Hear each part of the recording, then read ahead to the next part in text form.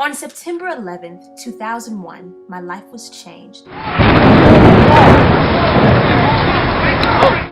On this day, Islamic extremists bombed the Twin Towers and the Pentagon. Even though I was devastated, I knew that our American soldiers and the president would keep us safe. Military operations to disarm Iraq, to free its people, and to defend the world from grave danger. On my orders, coalition forces have begun striking selected targets of military importance. The war was over 6,000 miles away, and life as I knew it was pretty much the same. I had experienced being separated from my mom when she was called away to go to the army. But now, 5 years later, my Aunt Yvette was sent away in the line of duty to the war zone, to Iraq to serve our country. But it was dance that allowed me to escape from worry, from pain, from troubles. I could not adequately describe the way dance makes me feel. It is as though I had somehow found a way to sever the cords holding me to this earth. And for a moment, if only for a fraction of a second, I can fly. Author unknown. My mind goes back to a time we were together on Thanksgiving.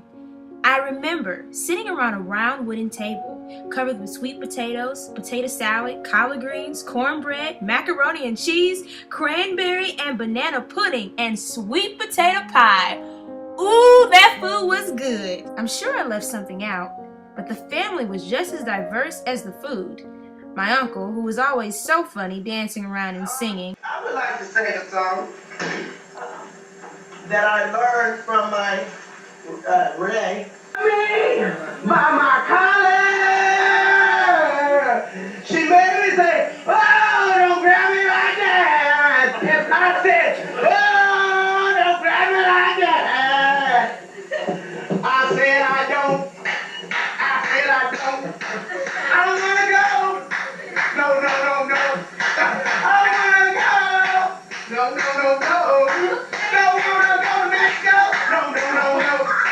I don't want to go to Mexico. No. Don't want to go. Don't want to go.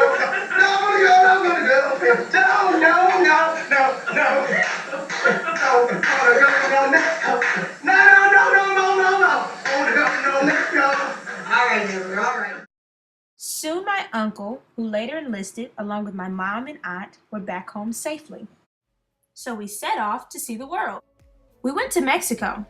One thing that I enjoyed were the pina coladas served at the pool, swimming, and horseback riding. In Gatlinburg, I remember climbing a huge mountain that took 3 hours down and back.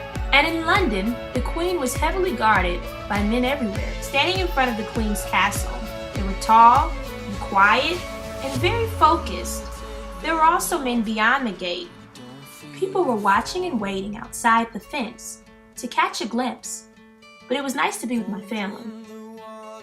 I remember seeing the Eiffel Tower, the Arc de Triomphe, the cobble streets of Paris, the alleyways that contain many people, sitting at restaurants with people laughing and talking, Spain, Barcelona, where we saw the La Grada, and ate little tapas.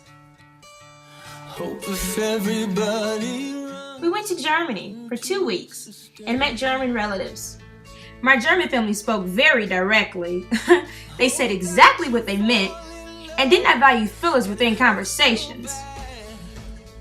While there, we learned about the beautiful culture of the German people, including their way of life, which included hiking, skiing, and fishing, and ate many different foods done German style. In my favorite movie, Save the Last Dance, Sarah's mom dies, which causes her to move in with her absent father who lived far away.